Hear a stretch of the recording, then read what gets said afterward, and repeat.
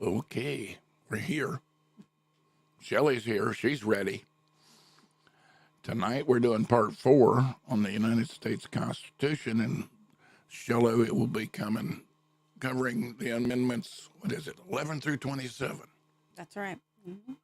So if you have questions, put them in the comments, and we'll pick them up at the end after she's gone through her presentation, and we'll go through the questions. Put a Q in front of your question, so I'll know it's a question, Mm-hmm. and I will tag it, and we'll come back to it at the end. All right, I'm going to turn this over to Shelly. I'm going to get off here and let her just take over. Okay. All right. Well, thank you, Dale. And honestly, I just want to give you a huge shout out for allowing me to come on and do this series of presentations on the Constitution.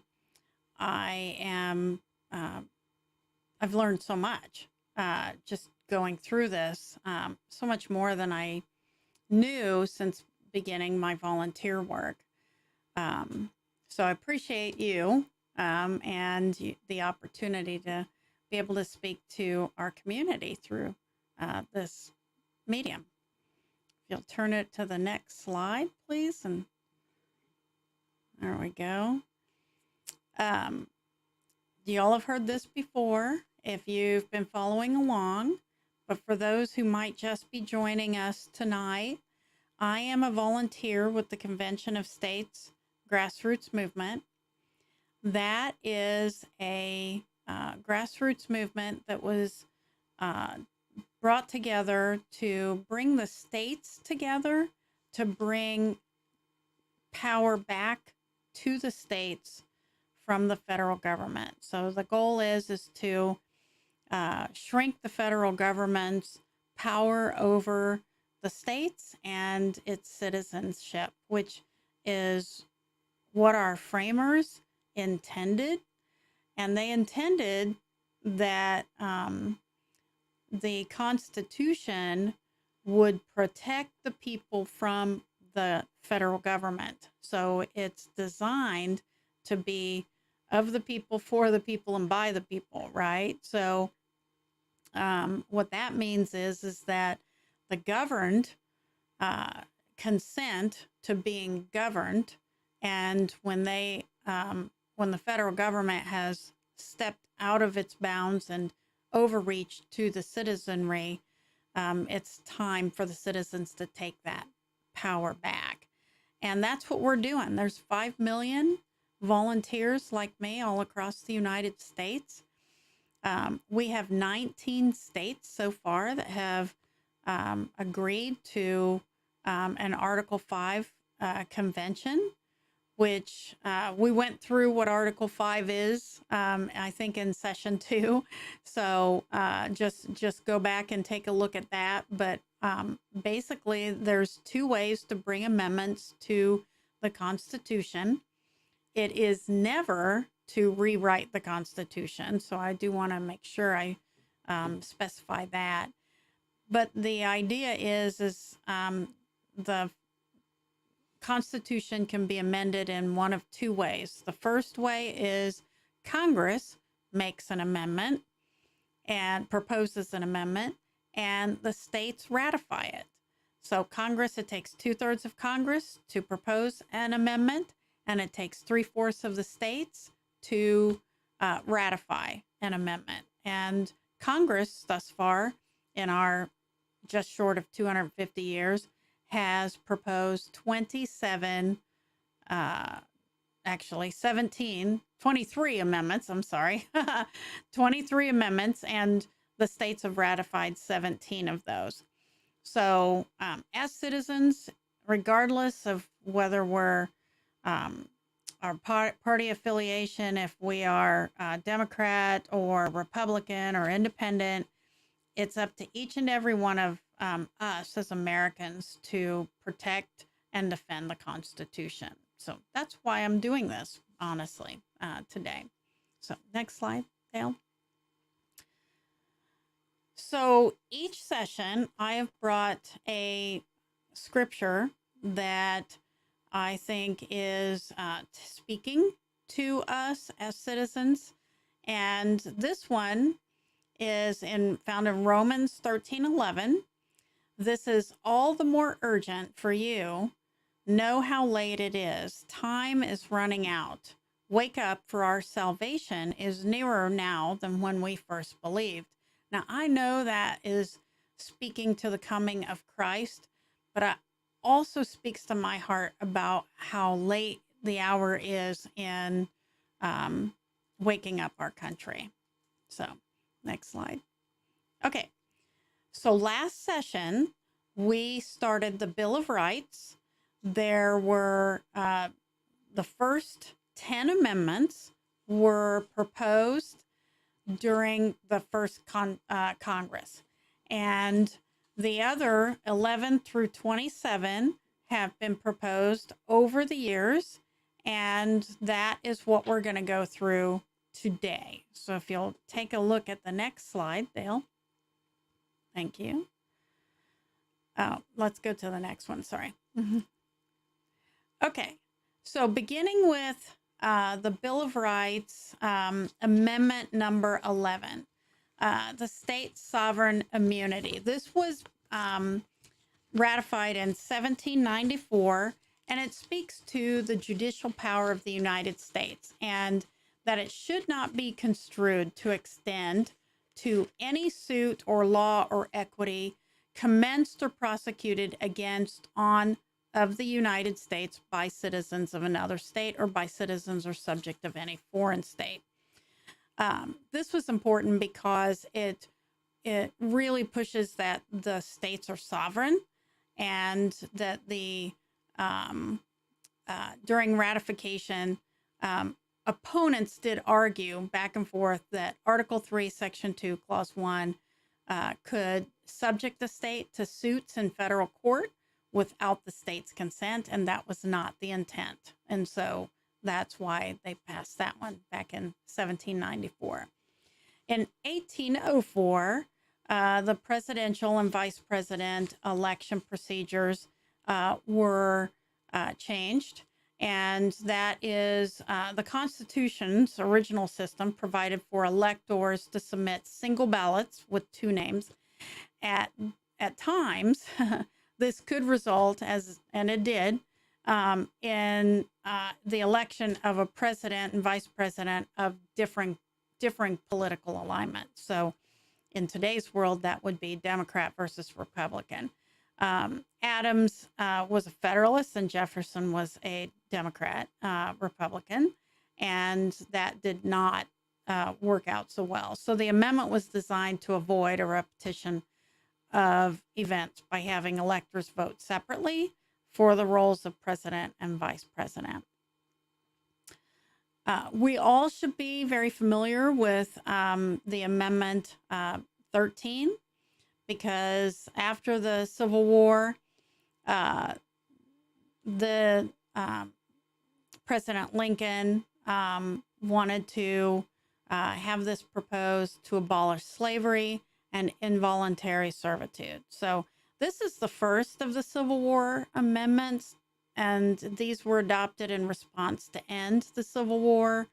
Slavery was debated even during the Federal Convention of 1787. It's been something that all along our history that has been vigorously debated. And fortunately, in 1865, it was ratified. So despite fervent disagreement, the Constitution's original text did not specifically refer to slavery, and so now it does. And then if you'll turn to the next page, there's two more amendments that fall under this Civil War amendments. And this is Amendment 14. It defines citizenship and equal protection of persons born or naturalized within the states. I had written down a couple of things about this. So It's granting citizenship and equal civil and legal rights to all persons that were born or naturalized in the United States, and including former enslaved people. So the amendment set aside that former belief that freed slaves and their descendants did not have citizenship. They do. They were brought in and made citizens in the United States. And it's also known as the Civil Rights Act of 1866. And then Amendment 15 gave people the right to vote regardless of their race or color or servitude. So this is the last of the Civil War amendments, and it addresses the right of suffrage, providing that citizens may vote regardless of race, color, previous slavery. And it offers equal rights to the vote of citizens regardless of that. Then Amendment 16 comes into play in the early 1900s. It gave Congress the ability to levy income tax. So this was definitely something that the citizenry was concerned about, and the financial requirements of the Civil War is what prompted this. So the first American income tax in 1861 was a flat 3%, and it was initially established on all incomes over $800. And so that seems like a low amount. And in that day, it was actually kind of a high amount. Later modified to include a graduated tax. So Congress repealed the income tax in 1872, but the concept did not appear. And so in 1894, Congress enacted the 2% tax on income over $4,000, and was almost immediately struck down by the Supreme Court, even though the court had previously upheld the Civil War tax as constitutional. So in 1909, progressives in Congress attached a provision for income tax to a tariff bill. And then this was a surprise to the conservatives. The amendment was ratified by the states. So that is where it was born, that federal income tax took place. So the tax took effect in 1913, and it did have generous exemptions and deductions. It really affected less than 1% of the population ultimately in the beginning. Go ahead. Okay, so the 17th Amendment, there's lots of thoughts on the 17th Amendment. Originally, senators were appointed or assigned to the Senate by the state legislatures. So prior to the 17th Amendment being ratified, senators were appointed by the states. This was very highly political in a lot of ways. There was a lot of concern that with legislators electing other legislators because they made pocket, in-kind deals and things like that. Several state legislators also deadlocked over the election of senators because there was highly political differences going on in those states. And so that caused Senate vacancies for months and on occasion, sometimes years. And which, of course, meant that no one was being represented by that state for that state or that district, Senate district in the state. So it ultimately came to a request by the Congress to approve an amendment to have the popular vote elect senators. And so that came into play in 1912. Even today, I've had many conversations with people who today think that is still, you know, wrong, a bad amendment. So I'm not here to debate that. I'm not smart enough to debate that one way or the other. So going on to the 18th Amendment, prohibition. A lot of us know and understand prohibition. This was really put forth by a lot of the kind of religious sects and people that were felt that alcohol and drunkenness were leading to organized crime. It may have been so there was a lot of effort at the local and state as well as the federal level to propose and ratify the 18th Amendment. And prohibition actually only increased the public's appetite for alcohol and ultimately did fully lead to an illegal underground bootlegging and distilling operations. The 18th Amendment, as we now know, was overturned, and I'll get to that amendment. I think it's the 21st Amendment here in a few minutes. Amendment 19 gave women the right to vote, and so during our early history, women were denied some of those basic rights. Fortunately, we were given the right to vote in 1919, and the campaign for women's suffrage had started decades before the Civil War and became a real movement in the late 1800s and won finally in 1919. So Amendment 20, it changed the presidential terms and office succession. So this is known as the lame duck amendment. And prior to the passage of the 20th Amendment, the president, vice president, Congress did not start their new term until March 4th. We know today they start January 20th. And this made sense in the early days of American history because it took potentially weeks and sometimes months for a newly elected president to get their personal affairs in order and maybe even travel long distance to move their family to Washington, D.C.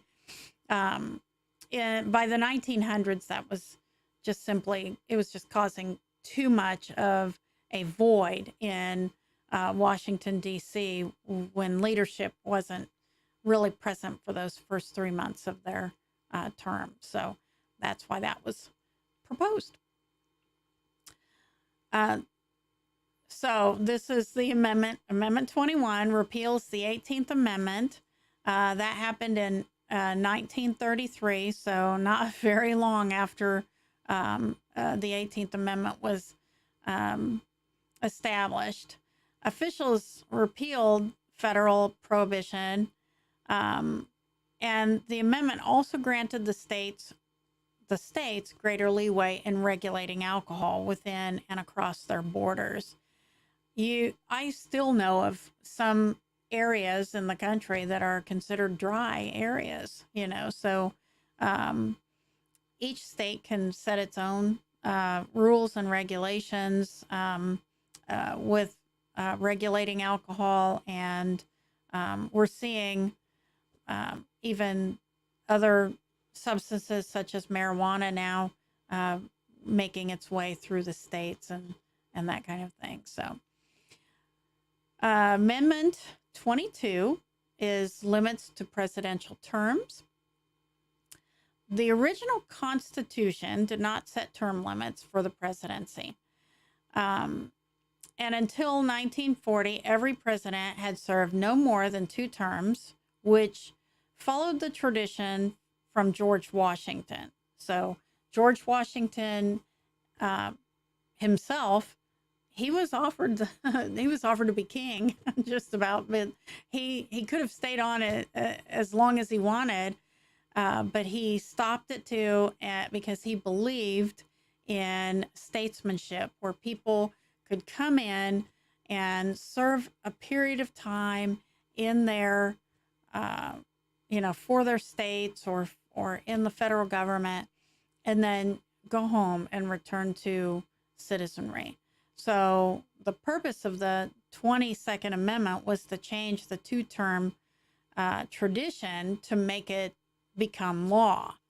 And it was ratified in 1951 after Franklin D. Roosevelt having been elected for an unprecedented 4 presidential terms. And so they wanted to propose this, and the states ratified it because they felt strongly that it was the right thing to do to limit terms. And then Amendment 23 grants the District of Columbia electors in the Electoral College. So we talked a little bit about this, I think, in the first session, that the Electoral College was designed to allow some states that had lesser population to have equal voice with states that had higher population. So New York, Pennsylvania, Virginia, some of those states were well populated, but some of the states, especially as they were developing towards the Midwest and the West, had much lesser voice. So that's what the purpose of the Electoral College was. The District of Columbia is not, still today, recognized as a state, and the Constitution did not grant it the representation in Congress or the Electoral College. So the 23rd Amendment gave residents of Washington, D.C., a vote in presidential elections. But a 1978 attempt to ratify a constitutional amendment giving them voting representation in Congress failed. They still argue about that today, and I don't know if it will ever happen for them. If it does, I think it, my personal opinion, it could sway some power there from one party to another. So next slide, please. All right, so this is the 24th Amendment, and it prohibits the revocation of voting rights for unpaid tax. This was put in 1962, and the amendment was proposed and ratified in response to policies adopted in various southern states after the Civil War to limit political participation of African Americans. So the Supreme Court ruled that technically these policies were not unconstitutional, as they did not conflict with the 15th or 19th Amendments. However, they were seen as barriers to voting rights, particularly to African Americans and the poor. So if you have unpaid tax, whether it's federal tax, they cannot revoke your right to vote as long as you're a citizen. And then Amendment 25 addresses the succession to presidency, vacancy, or disability. So we've heard this 25th Amendment come up a time or two over the last two presidential terms. And the 25th Amendment codified the tradition of succession in the event of the death of the president, and that the vice president would succeed to the office. It also introduced that in the event of resignation, the vice president would assume the title and position of president, not acting president, effectively prohibiting the departing president from returning to office. The amendment includes provision for the new president to nominate a vice president who would be subject to confirmation by the Congress. So if you remember the second session, we talked about that rotation of power. So confirmation by Congress is a good thing, because they are under a good deal of scrutiny, and it's not somebody that's being elected in that particular situation. So, only a few short years after this amendment was ratified, it would be put into effect when Spiro Agnew resigned as Nixon's VP. Nixon then selected General Gerald Ford, who was then serving as minority leader, and Ford would eventually become president when Nixon resigned. I remember, Dale, this is showing my age. I remember as a girl, we were outdoors playing, and my mother called all of us in and put us in front of the TV set to watch President Nixon's resignation speech because it was history making. Yeah. We at the time thought it was a little boring, but we didn't know what we didn't know. We were kids. Next slide. All right. So the 26th Amendment is the right for U.S. citizens to vote at 18 years of age. So traditionally, the voting age in most states was 21. And this amendment was proposed to attempt to standardize national voting age. And it was met with opposition from states. In 1970, President Nixon signed an extension of the Voting Rights Act of 1965, which lowered the national age of eligibility to vote in all federal and state elections to 18. 2 states filed suit claiming the law violated the reserved powers of the states to set their own voting age requirements, and the Supreme Court upheld the claim.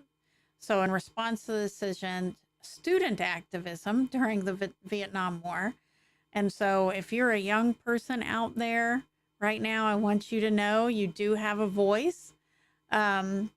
Student activism during the Vietnam War and the fact that 18-year-olds could be drafted to fight in the war but not vote in federal elections in most states was introduced to Congress. And so it won congressional backing in 1971 and was ratified ultimately by the states with the shortest length of time to ratify any amendment. So very powerful, the process rather.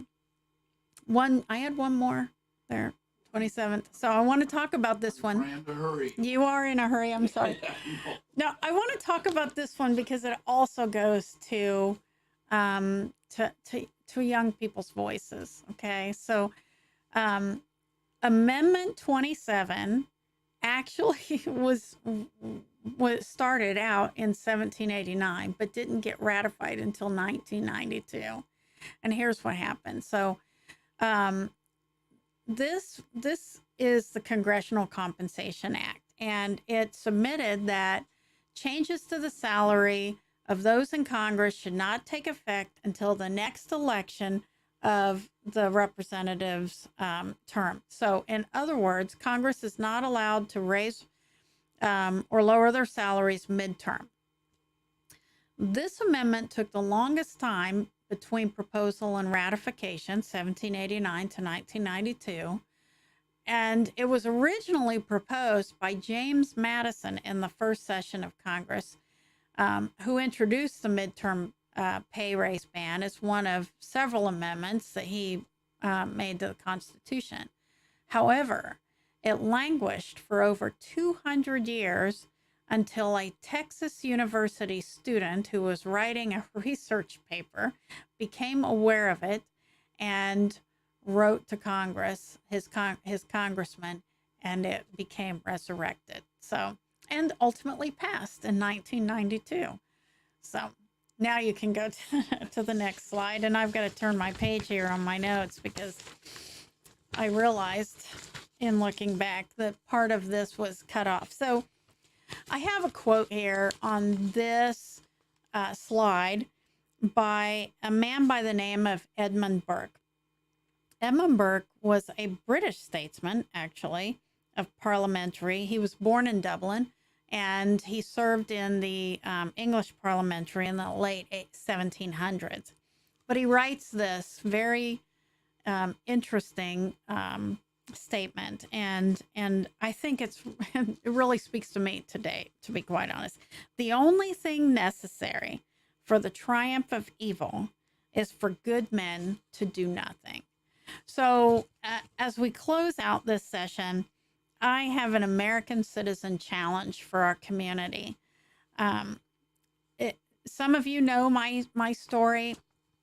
I've lived in the Adrian area for 32 years, maybe longer, most of my life, to be quite honest. And and I raised a family.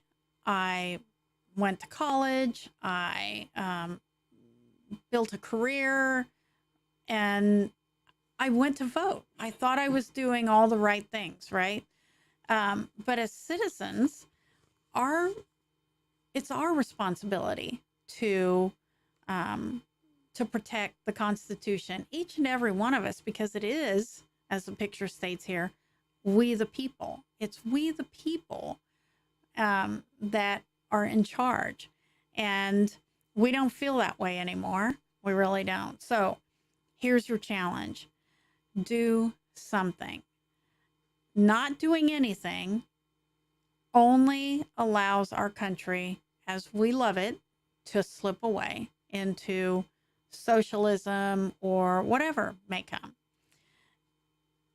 Write your legislator, pray for your country, offer to block walk for a candidate of your choice. I block walked for 3 or 4 candidates, local, state, and federal candidates in our district. I learned a lot about things doing that. Sign up to help at the polls during elections, local elections. Get out to vote at small elections. Our school board elections tend to only have 30, 40, maybe not even that much, a small amount of vote. Run for a local office. Be on the know of your state legislature bills. This is important and something I've learned also. You can also download the congress.gov app, and you can see all the federal bills from proposal to, whatever happens to them, whether they pass or fail. You can read the entire bill as it's written. Some of those are 4,000 pages, so that's, harder to do.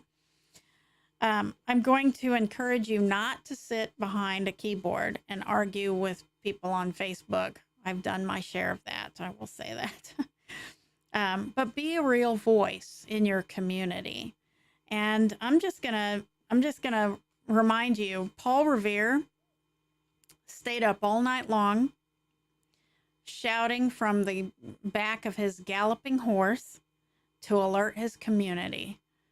If that's what we have to do, that is what we have to do. So this precious document that's just about to have its 250th birthday is what stands between us and the communism pervasive in our on our planet today.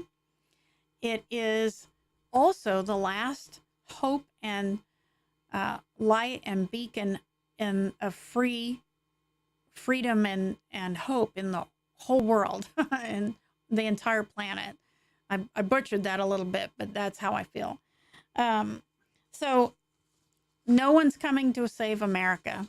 Americans have to save America. And our government, neither state nor federal, in of itself is going to change anything without the people's requirement for them to change. And I'm going to hold up my Constitution right here. I have Constitution books. You can also download this off of, the internet. You can go to much of the resource that I've used on this is the Constitution.gov, and you can go to the National Archives, and there's a section called Constitution Annotated. So I have utilized that for a lot of the commentary that I've prepared for this presentation. So with that, Dale, I'm going to hush for a moment and see if you have any questions yet. And while you're looking at that, I just want to remind people there's my phone number and my email at the bottom of that thank you screen. I am available for free to come and speak to your organizations, your civic groups, your church groups, anybody that wants me to come and speak and do a presentation for your group or just friends. I'm happy to come and do that. I'm also preparing, as I did last summer, to do Constitution and Article 5 discussion meetings through the summer. I'm got to look for a new place because the old place is closing. So if anybody knows of a place in our county that is free or nearly free, I'm looking for a place for that. Any questions, Dale? So far, no. Okay. All right. Well, I want to follow up on something you said. Okay. Run for office. Yes. Any office. School Right, board, local. city council. Mm-hmm. So, Dale, And think of it this way. In 1776, no one picked up the telephone and called George Washington and said, "Hey, bring your troops. The British are coming here. We're being invaded." No, you know what they did? They gathered people together. They organized their people to defend their own community. All politics, cities and small towns, all politics starts local. they met at the public house, which That's right. now we call a pub or a bar, but Mm-hmm. those were meeting places. Yes, sir. That's where news Mm-hmm. traveled within the community. Yeah. So, and if you're not going to run, vet the people that are. Yeah. I Back don't the care if people that they're are. school board, city council, whatever. There is nothing too small. That's right. Do a little digging, ask questions. And Yeah. I went to. It was at the beginning of 2022. I was like, all right, I have to do something, and so I went to every meeting I could that was having candidates speak at, and I learned so much. And not only did I learn so much about those candidates and about what they were running for, but I then was spurred into action. I approached different ones and said, "Hey, I'd like to do whatever I can do for you. I'll block walk for you." And so I walked miles and miles and miles last summer. Sit and listen. Pardon me? Sit and listen, because somebody at those meetings will ask the questions you want an answer to. Mm-hmm. If they don't be afraid to stand up and ask it Do yourself. not be afraid to stand up and ask. That's right. And I made a note Question here is dumb. when you were talking about voting. Mm-hmm. Voting is important. Voting is a right. Yeah. It's a privilege. It is. And above all, it's a duty. It is. You have a duty to get out and vote. Yeah. And I don't care if it's a city election, if it's a county election, if it's a state or it's a federal. Yeah. Go vote. Yeah. But take some time, do some due diligence, do some reading, do some research, and no questions dumb. That's right. Ask some questions. And we've got an election coming up in April. Yeah. I'm seriously disappointed when I looked at the ballot. We've got one guy running for county commissioner. Nobody's running against him. Right. One guy running for city council in Adrian. Nobody's running against him. Yeah. Run against them. Right. Keep them honest. Yeah.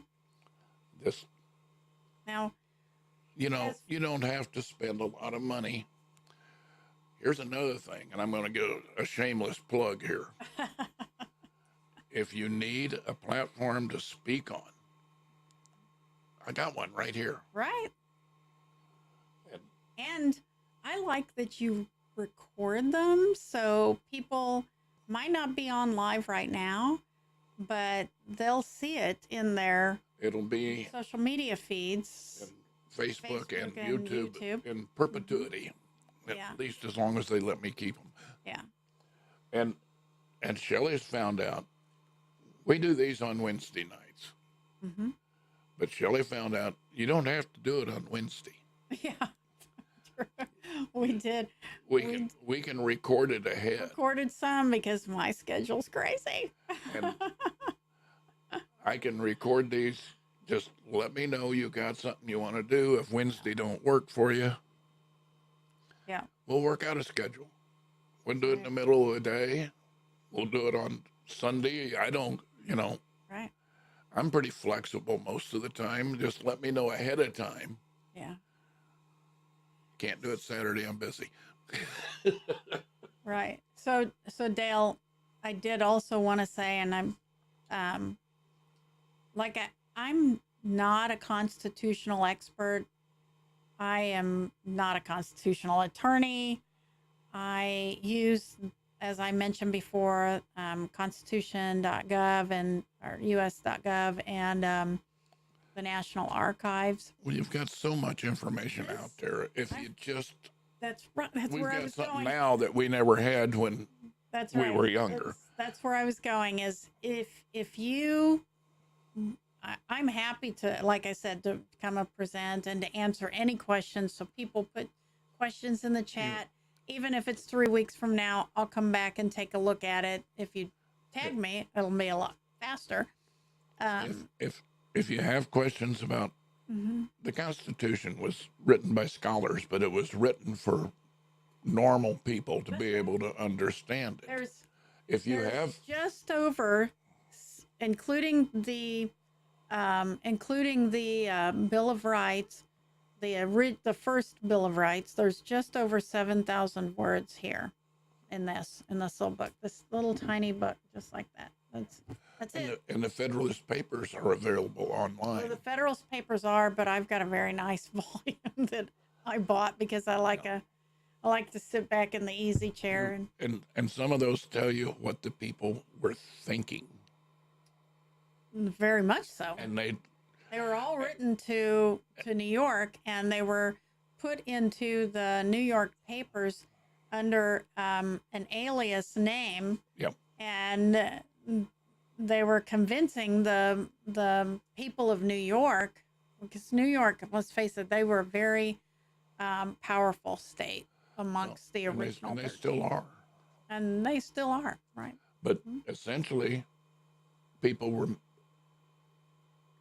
let's be nice and say, misinterpreting what was in the Constitution. Right. And trying to say, oh, no, it doesn't say that. Oh, and there's one last thing. And they're still saying that. We're still dealing with that. They are. One last thing. I'm holding up, an Article 5 pocket guide. You can download this on the conventionofstates.com.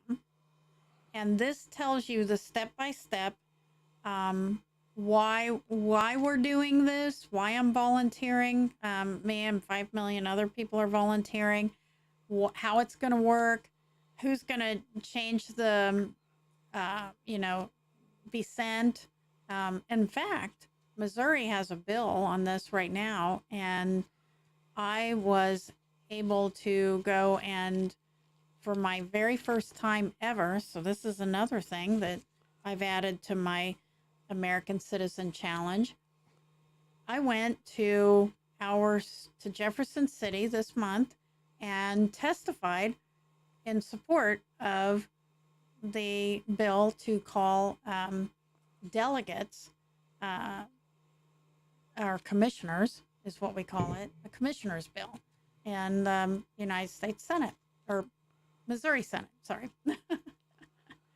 And so you can do that too. You can show up at your legislators' office and follow their bills and make an appointment. That's usually, When, you know, when Wanda recommended. Brown was our state rep, You know her. I drove I her. know you know her. I drove her nuts. That's good. I email her, she answered. Yeah. I didn't get blown off. I got straight answers.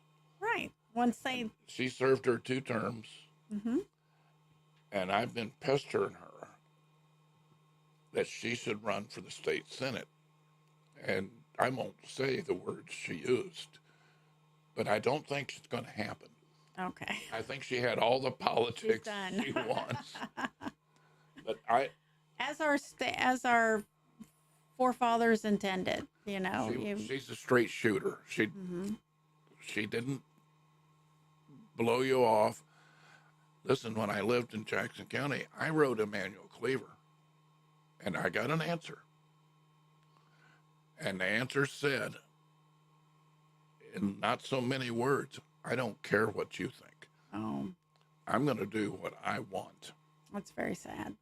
And that was the Reverend Emanuel Cleaver. Mm-hmm. He was still putting the Reverend in front of his name at that time. So, and I thought, you know what? I've got a Reverend in front of my name if I wanted to use it, but I'm not going to because Right. I'm not very pious. Me either. I'm pretty humble.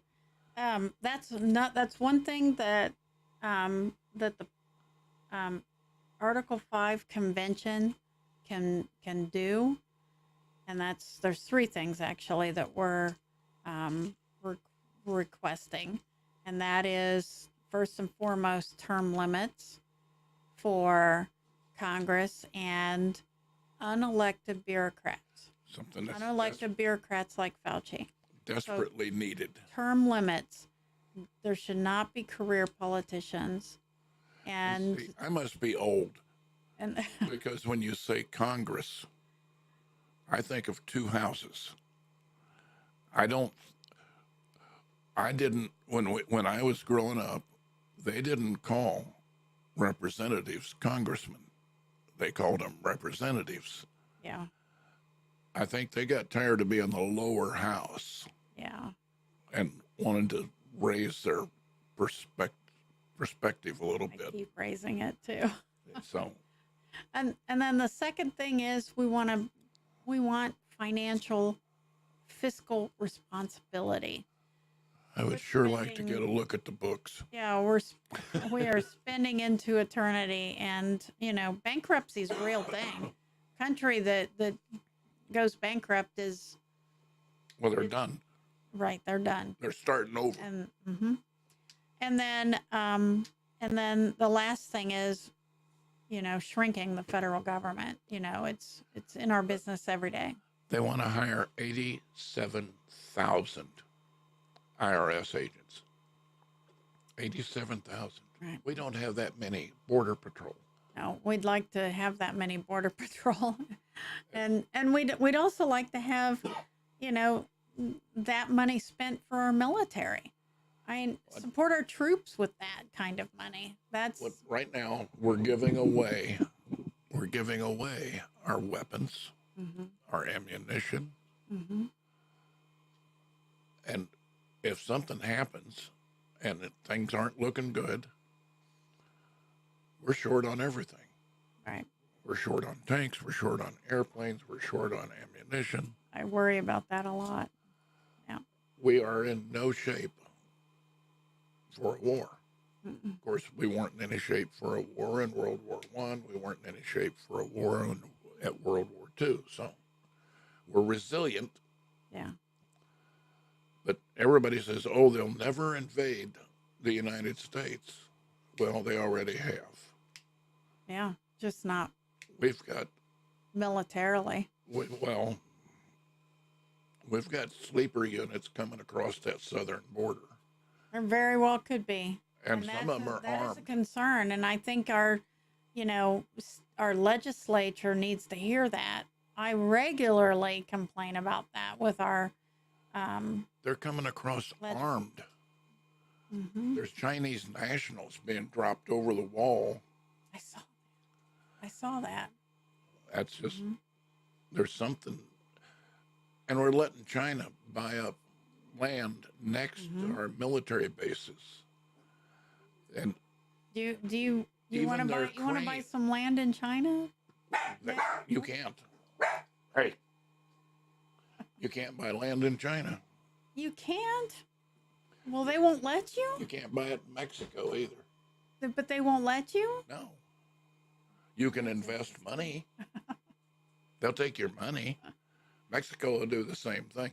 Yeah. Actually, Mexico's eased that a little bit. And their big concession was several years ago. You could take a 99-year lease on a piece of land. Mm-hmm. So, and you paid taxes and everything. It was like you owned it, Mm-hmm. but you didn't. Mm. And now you can't buy anything within so many miles of the coast. But if you go back inland, you can buy some land. Mm. It's a process. So Yeah. what I'm upset that we're selling places to China. We're Yeah. letting China take over our food processing. There, It's a big concern. if we shut off all imports from China right now, this country would be in horrible shape. Mm-hmm. And the only place other than China where we're getting a lot of computer chips and stuff is Taiwan. Mm-hmm. And guess what's going to happen to Taiwan? Mm-hmm. We can't. That's why China wants them. We can't support them. We can't save them. We could delay, Mm-hmm. but they're sitting right there. China can basically sit on the mainland and shell Taiwan. We can't do anything about it. We can mess it up and delay it. But individuals, and again, I'm going to go back to your challenge. Individuals do have a voice, and the last two amendments that I talked about were the voices of young people that made that change. I met with a couple of young people out of the Harrisonville area just recently, had coffee with them. They had joined an organization called Turning Point USA with Charlie Kirk heads that up. These girls were 18, 19, and 20 years old and just, working so hard to get their voice heard, both locally and at the state level.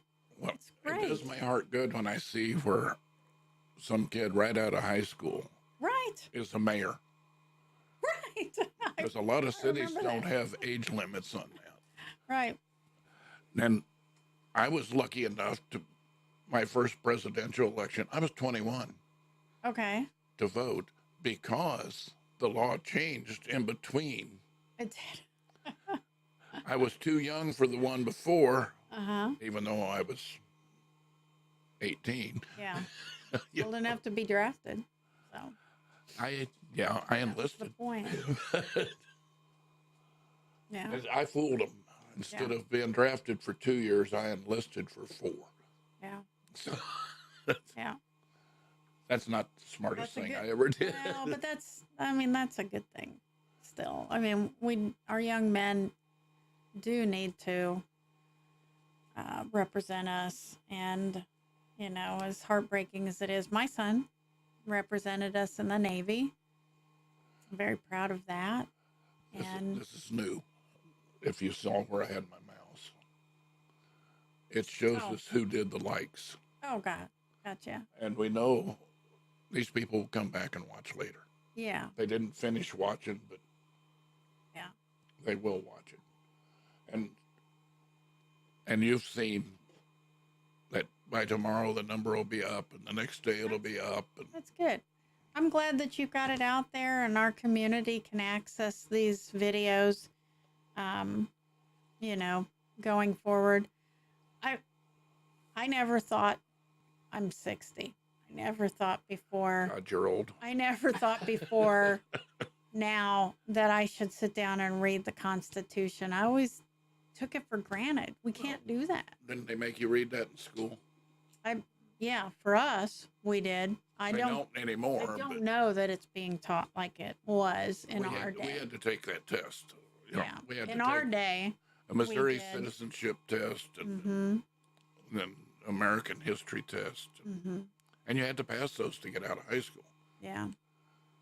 I'd be interested in knowing, what it is that they're doing in the schools. They're teaching them that you don't have to be a girl if you don't want to be. Not necessarily in Adrian, but in a lot of schools.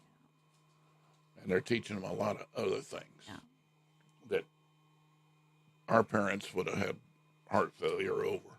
Yeah.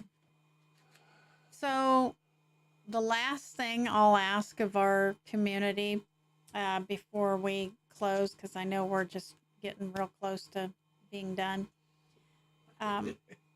Go to conventionofstates.com and watch the video and read the face page. Watch the video, which it's about a 3-minute video, and it kind of tells you about the mission that we're doing. This organization is working. It's the largest grassroots citizen political organization in the United States. It is. And so we've got a big voice, and I want you to consider signing the petition. And what that does is it adds you to my list. So if you're in my district, and I serve 5 districts, it adds you to my list and allows you your voice to be heard by the Missouri legislator. We share that with our legislators. I actually was visiting in Dane Deal's office earlier this month. I'm going to be back next week, I think. Visit Sherry Gallick and sign that. We share that with our legislators. It helps our voices collectively be heard. So with that, I'll turn it over to you, Dale, and I'm going to wind it up. Say good night. Mm-hmm. Now, I've already said this. I'm going to say it again. If you've got something that you think's important like this, and you want to try and get it out there, that's what we're here for. Mm-hmm. And Shelly will tell you it's not all that painful. No. It doesn't. It hardly hurts at all. So let me know. We'll work it out. We'll get a time. We'll get a schedule. We'll do something. As far as that goes, you can phone it in. Yeah, I don't actually have to physically show up here, do I? No, you can sit at home in front of your computer. Yeah. I like coming here. There's people walking around my house. If you don't, are you set up for Zoom calls and stuff? Oh, sure. Then you can do this. Yeah. And if you've got a mic. I do, yeah. Earbuds, headphones, something to keep it from echoing. Yeah. So it's all it takes. And you can do it with your phone. I do strongly suggest earbuds of some kind. Well, that is the end of part 4. All right. Maybe Shelly will come back sometime. Sure. Talk to us. I've got a preparedness presentation, not even related to politics. I'm just plugging it. A preparedness? Yeah. Have you got guns buried in the backyard? I'm talking about what to have on hand in case of an emergency. Water is the number one thing. Water, beans, rice, food, dried beef. Right. Water, food, shelter. Those are the first things. Don't get the MREs. You'll get really tired of them. I don't actually talk about guns and ammo, although that is part of a good preparedness plan. But no, I talk about everything else.